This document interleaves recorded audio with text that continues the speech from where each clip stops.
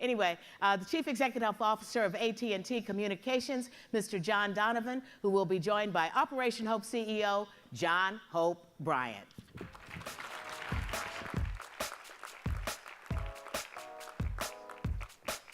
Hello, everybody. Good morning, good morning. Honored to be back with you. You guys are having a good morning? Yes. I asked you, are you having a good morning? Yes. You want to live your life with both feet, passionate, focused, committed. Thanks for coming out so early. Have you enjoyed the Hope Global Forum so far?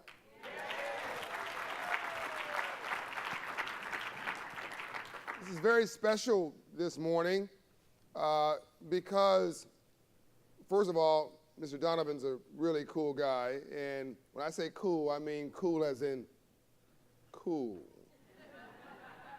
He doesn't use a lot of words when you meet him. He can come off as intimidating, but that's because you used all the words. That's I was looking for one around. They were all gone. As you can see, he has no self-esteem problem. But I knew he was cool because I saw his socks. Yeah. The little things about people tell you the personality, but he's got a good heart. He's really smart. He runs one of the most important growing aspects of communications in a company in the world, for one of the largest companies in the world, that really, AT&T literally created telephones as we know it. Literally in 1874. Hopefully he's going to tell a little bit of that story as we unpack where they came from and where they are now, some of the innovative things they're doing with employee retraining, which I think is really fantastic, and some of his personal story. I'm fascinated, Mr. Donovan, that in 1874, 1879, that period you guys, Mr. Graham Bell created this company as an inventor, as an entrepreneur, really a small business. Yeah. Right? Around that same time, 1865, Abraham Lincoln created the Freedmen's Bank to teach free slaves about money. And unfortunately, he was killed the next month, and no one knows that story. But there was a lot of innovation happening around that time after the Civil War as America reset itself. And communications was so incredibly important to creating the right culture for this country so that we could talk to each other. And we take the phone for granted now. And I carry you literally wherever I go, and I've been to 100 countries. One thing that works everywhere I go is my AT&T service. Even when I can't communicate language-wise, this always works. We take it for granted. Yeah. And you go to Africa, somebody doesn't have running water or electricity, but they have a phone. Yeah. It's dignity, it's communications, it's the ability to do business. It's not even a phone anymore, it's like a little computer. But underneath all this, my guest, sir, is people. It's a story of... Yeah, we're always a story of people. Yeah. Matter of fact, in the technology landscape, every time I talk to the team internally, I talk about making the outcome be that we just compete on who our people are. If we can get all the other stuff out of the way and just make it a human story, we win every time. And can we start then with a little bit of your story? Because the presumption is, you're looking at this confident person, this very successful person running one of the biggest businesses in the world, that you've always been this way, that it's always been successful. You've always been, refined and smart and handsome and rich and all that kind of stuff. But my guess is that the reality of your story is a little different. Yeah. Yeah, and I'll just let them know. I wouldn't tell you anything about my story backstage. That's true. I asked that. Because that's cheating. I'm an inner city kid, one of 11. And, my story, if you want to talk about me being here, it's always a story of context, right?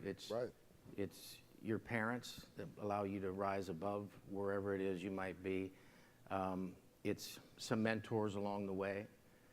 For me, it was a high school hockey coach who went to Notre Dame who said, I can get you in there. And, but the most important thing in my story is a comma. I remember I was running back behind the apartments, and there were 3 rusty 55-gallon drums. I was about 10 or 11 years old, and I stopped in that alley. And I thought to myself, you know, I better figure out what I want to be when I grow up. And then there was a comma, because I think I can be anything I want to be. And I remember that like it was yesterday. And as I think about it in that context, I said, well, what do I want to be? And I was saying, should I be a professional athlete? I'm not going to have to pick a sport and specialize if I want to be a professional athlete. Nah. Do I want to be an astronaut? Because, you know, back in that day, we were just getting to the moon. Yeah. And I thought, you know what? No, I want to be a businessman. Because my dad, every day when he came home and hopped off the bus at 5:30 and came in, he'd pick up business magazines and look at them. And I said, you know, I want to be the man my dad reads about. And so literally from that day forward, I knew I'd be here. And so it's not for me, it's not magic or diligence or hard work. Those are just things on the journey. That was the day that I manifested my destiny, and then everything else just played out around me. So it was the comma. And I don't know where that comes from. I don't know if that's genetic, neighborhood, friends, my mother, my father, just the genuine belief with that comma that says, because I can be anything I want to be. And I think that that's kind of the day that you look and you say, you know what, I'm committed and I'm going to make mistakes. And I always tell the young folks, if you're going to create a career goal, you need to think far enough out that a bad boss doesn't get in your way. That's right. Or, you know, a bad day at the office gets in the way of it. My goodness, you got to be able to survive all of that. So go really big and go out there far enough you can survive anything. And that way you never get down. You never look at it like, oh my goodness, you know, I'm off track. I got to change jobs. No, you got to fight through all that stuff. And the way you do that is you never take your eye off the prize. That's right. Success is going from failure to failure without loss of enthusiasm. You had at an early age, so when your dad was getting off the bus, how old were you? Well, he was an accountant at the bus company. He'd get off the bus at the end of the street. He'd always have something for me, like a paper clip or whatever. And so from the time I could run, I remember standing, waiting at the bus stop to race him home. And you remember him wearing a business suit? Or yeah, suit and tie. So you wear a suit today because you saw your dad wear a suit, role modeling? Yeah, I'd say so. And I think, you know, the neighborhood I grew up in, I grew up in Pittsburgh, so it was not only a steel town, it was kind of a really blue-collar street. So he stood out because he went to night school. And I don't know how old he was when he graduated, probably in his 40s, but did all that extra effort. And so he was one of the very few around who wore a suit and tie to go to work. Wow. So it was, wait a minute, it was a decision for your dad to wear a suit and tie, not a required uniform. Well, when you look at our neighborhood, we grew up in 1,700 square feet. That's 11 kids. How many? 2 parents. Whoa. 11 kids and 1,700 square feet? Yeah, 10 siblings. So there were 11 of us, plus parents, plus when I was born, we still had grandparents in the house, so we were just on the upper floor. So I slept in the attic. You know, for the first 10 years after I was married, my wife said, why do you sleep on your back with your arms out like that? I said, because when you're in an attic and it's summer, you can't have skin touch on skin. Seriously, it's only about 5 years ago I learned to sleep on my side. Wow. That's a lot.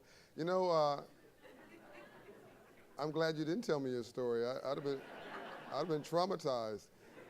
But I'm going to give you a great compliment right now. After hearing your story and really understanding how much you understand, I'm going to give you a great compliment.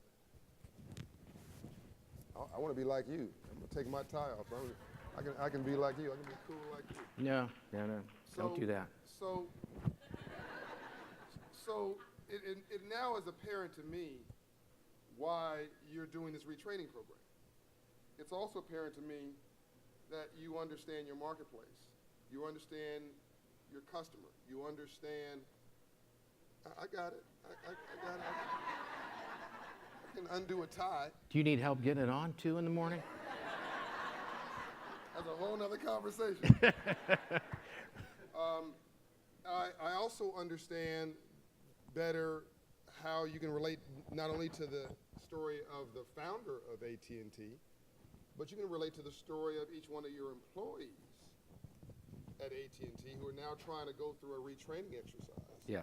Can you tell us a little bit about what you're doing around reimagining the workplace and the workforce? Sure. It's interesting because the one thing that's great about AT&T is the company is 142 years old. And, a lot of people look back and you could have a debate about whether it was formed at the patent or what, but the actual business formation, our anniversary in April this year will be 142. My aunt is 108 years old, and my mother's 91, and they lived together as roommates in a convent in Pittsburgh. And my aunt spent 44 years with the phone company. Wow. And so one of the things that shapes you is she cares about my job. And she doesn't care about it like I'm the CEO. She cares about it because she ran what in those days was a switching center, which would be like a call center. And she trained all the snotty-nosed CEOs that came up through the ranks. And she just wants to make sure I'm the good custodian. And so in this, relay race of life, she feels a little bit like she handed me the baton and don't drop it. So she doesn't think in terms of like how things are supposed to be. She thinks in terms of, all of those years and all of those people, and the greatness that exists today is standing on the shoulder of those giants along the way who did those extraordinary things. So we all have a role to play in a point in time, and then you have to go make that happen. So every person counts. Yep. In other words, every single person counts. And I always tell people that you take spreadsheets about people and you have rows and columns and it's tidy and it all adds up. You don't make mistakes at the sum of the row or the sum of the column.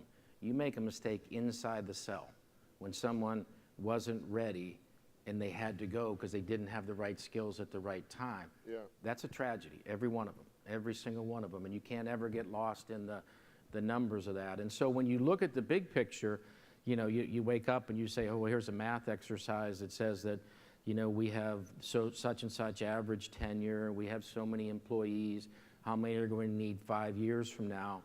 And then you realize you got a math problem that the skills you need 5 years from now, when we started this exercise back in 2014 probably, and we were, at that time, 2020 seemed a mile away. But you do the math and you think, oh my goodness, we're going to end up tens of thousands of skills short. Yeah. And there's never really a consideration to say, let's go hire those and turn the soil over. It's how do we get all of these people the skills that they need so our people and our company's needs come together at the right time, the right way. And that's really the genesis of the program. And now I look back on it and, if I personally had thought this thing when we put it on paper would end up with 2.7 million course completions, 157,000 badges earned, and you get thousands of people that are in master's programs, and all of this stuff. While still working at the company. Yeah, because, I was telling them that the social contract of the future is about continuous learning because the world's moving too fast. That's right. When I graduated from college, it was really pretty straightforward. I had the skills. You go work for a company. You add experience. Yep. to those skills, and that formula, that cocktail mixes all the way to the end of your career, and then you get your watch and you retire. Yep. Now the whole landscape shifts every 5 years, and so you're atrophying out with those skills, and and so the first thing you want to do is you want to hang on by trying to make the old world stay alive for longer than it should. So you have these young competitors that want to come take your revenue away. And so you got to get on that same treadmill, and the way you're going to do that is continuous learning. That's right. So what we think about is What the executives at AT&T feel compelled to do is define the future. Yep.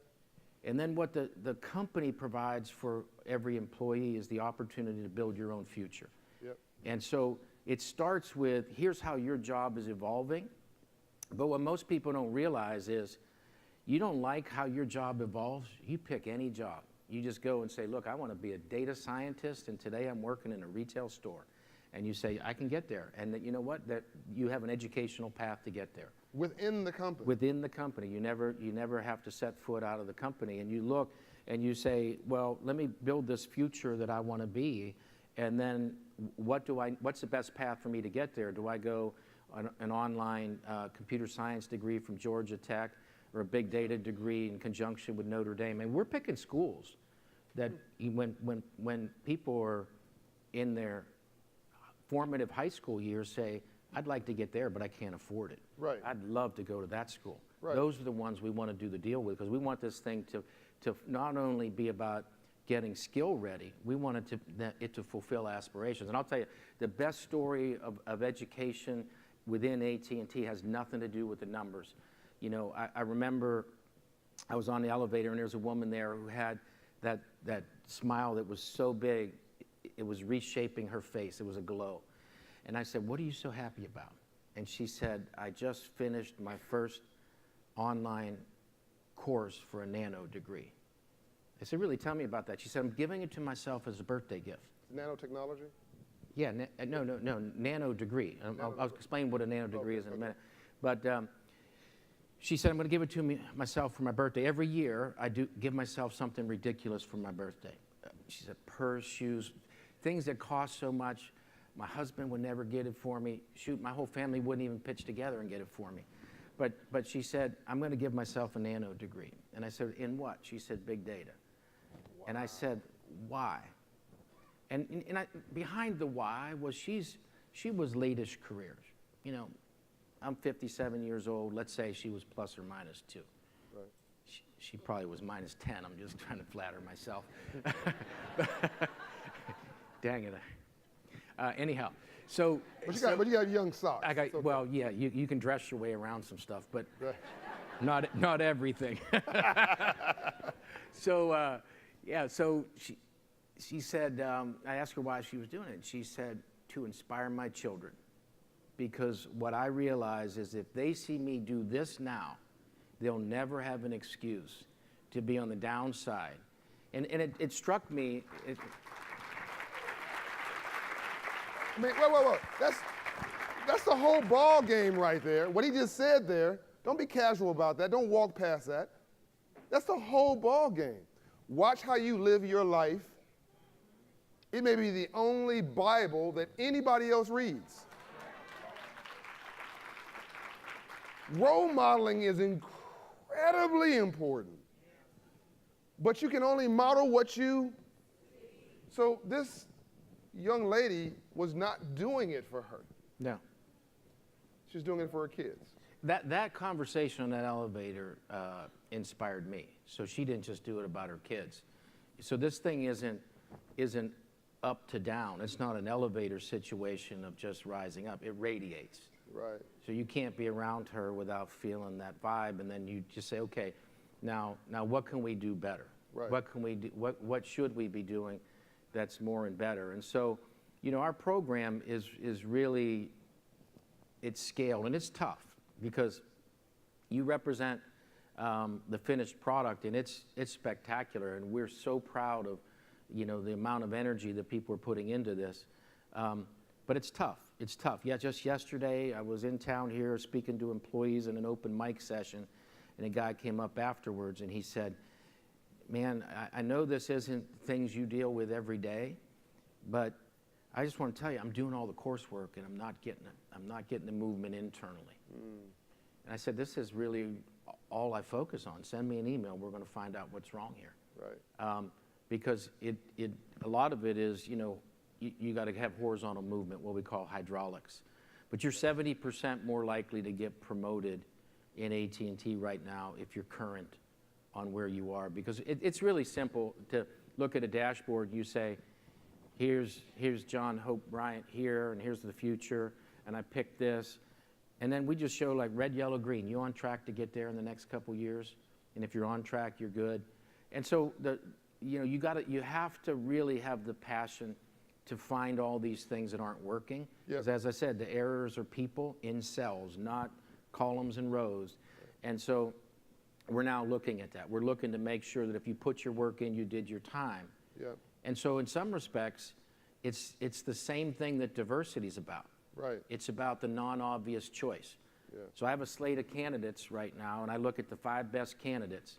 Is one of those the non-obvious choice? Who's someone who just worked the last 3 years to move from, the retail store to go get a computer science degree at Georgia Tech, and you say, man, that person I want on my team. Mm-hmm. But that is a non-obvious choice because there's somebody who would just be the natural promotion, just easy. One step down, easy choice. Just take the next one. Already in your relationship. They know the language. We talk the same stuff.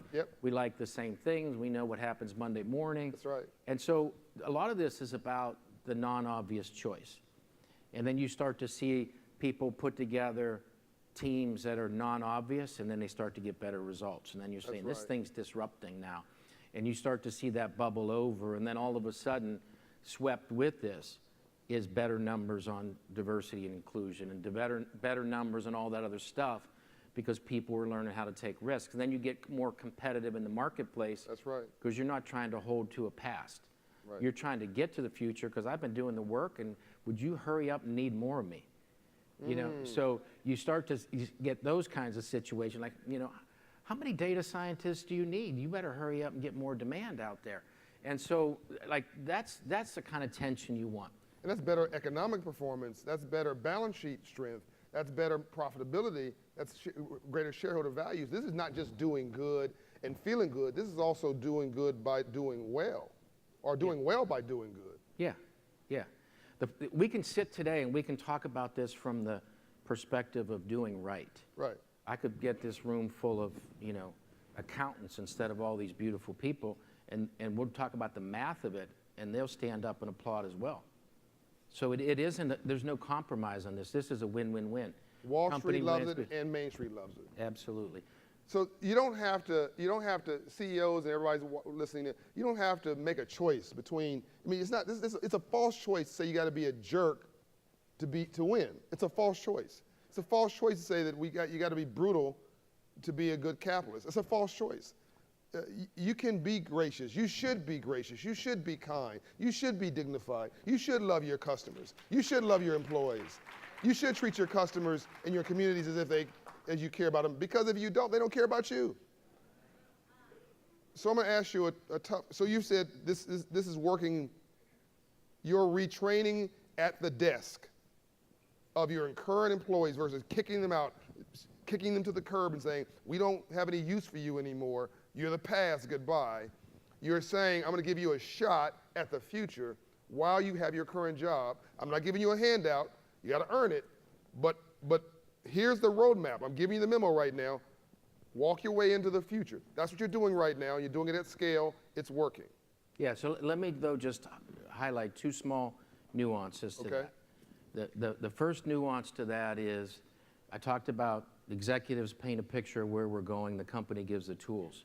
The individual has to step up and do the work. Yep. So it's an earn-in. It's not you're not just opting in. You're earning in. Yep. And so these are competency-based programs. They're not watching videos for an hour, flipping pages, looking in the other direction, watching a basketball game in the background. Right. You have to actually demonstrate a competency. Yeah. And that's an important. And you mentioned about sitting at your desk. It's not. It's on the bus. It's sitting at home. You have to have the tools to be where they are. You're at the airport waiting to get on a flight. You got a half an hour. Go learn something for half an hour. It's the hygiene, like brushing your teeth every day, that makes people brilliant, not the completion of a degree. Woo! All right, here's a hashtag for the day. Excellence as a habit. Excellence as a habit. You just inspired that. So last question. Your people probably gonna freak out like, what do you mean last question? Isn't that over? No, this one's from me. So you've got a great model inside the company, but you're one of America's most valued brands, and literally you had a monopoly for almost 100 years on telephone service. You've done really well. I think you have a responsibility, everybody has a responsibility to the least of these God's children, those invisible. What are you doing in urban America? What are you doing in rural America? What are you doing for the underserved that we should know about? And if you're not doing it, can we inspire you to do something? Yeah, well, I always tell our folks that, our company is big and it has a heritage. Yeah. And there's no bad in that. Because if we come every day and we do right, and you multiply that by 260,000 people, you can be anything you want to be. You come in and everybody does one innovative thing a day, and the job they have, you're an innovation company. And so when you look, I'm really proud of the fact that the soul of our company is unparalleled in America. If you look at volunteer hours, you look at charitable donations, time, energy, treasure, the whole 9 yards, we are always at the top. And so I tell my team, righteousness like that should win. It should win every time in the marketplace. And so when you think about urban programs, I'm just going to give you an example. We have a program that we're working right now called Believe Chicago. We're going right into the shooting zones, and we're saying, look, if you go in there today, there are programs and people working on it. We have 5,000 employees in the greater Chicago area. They want a channel. They want to know, I want to be with a work colleague and I want to go do something meaningful in there, but I don't know where to go. And then you look and you say, we have a PR department that every time we sneeze, it shows up in the paper. Maybe we can help them get the good stories to crowd out the bad stories, because everybody wants to talk about Chicago equals guns and not about the great stories of people taking back their building, taking back their neighborhood. And you got to take the good stories, you got to crowd out the bad. We're looking at taking these training platforms we're talking about and moving them into the community to get them training that works to jobs. So we just we just opened a call center in Chicago where over half of the people we hired from directly in that zone, and some of those people, it's their first job. You've got to deal with things like, how do you get people to work? What's daycare like for working mothers and so on? And so we're trying to up our game. We're trying to take all of the things that we just talked about, the heart, the soul, the programs, and all of that stuff, and say we operate in that community. We have nearly 500 employees that live in that zone in Chicago. We have 100,000 customers. And you can't not be in there and address those things.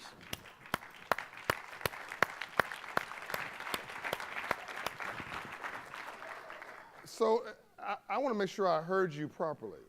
You're taking the programs that you, I'm going to say lovingly, selfishly are using for your own employees inside the company, 280,000 employees? Right. Your own city is bigger than most cities, which is noteworthy enough. You're now taking that beyond the walls of AT&T in the community and giving our kids a practical skill they can get a sustainable job for the future. So as you think about this as a closed loop, when suppliers who serve us, traditionally you say, well, it's a diverse supplier, that's a good thing. We're trying to work to where we hold our suppliers accountable for doing the right thing and have a closed loop system that says, let's train for the entry into the jobs, and then let's measure how well we're doing at getting the communities that we serve into those jobs. And so at the end of the day, jobs equal dignity. This is the fuel that makes the thing go. And so we can't operate as someone who just shows up in the community and provides a service. We already are in the community. We live there. We now have to get that vibrancy of what we do as a company in the community synchronized. And that's our effort right now. That's what we're really pushing hard to do. Man,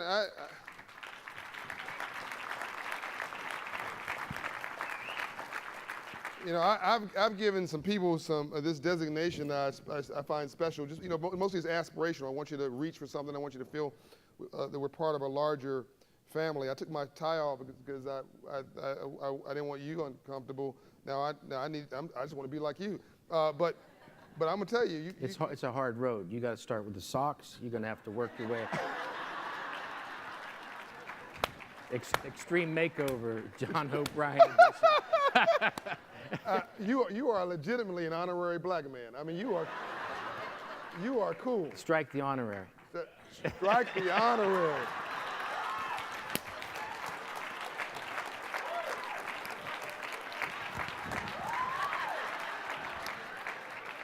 I'm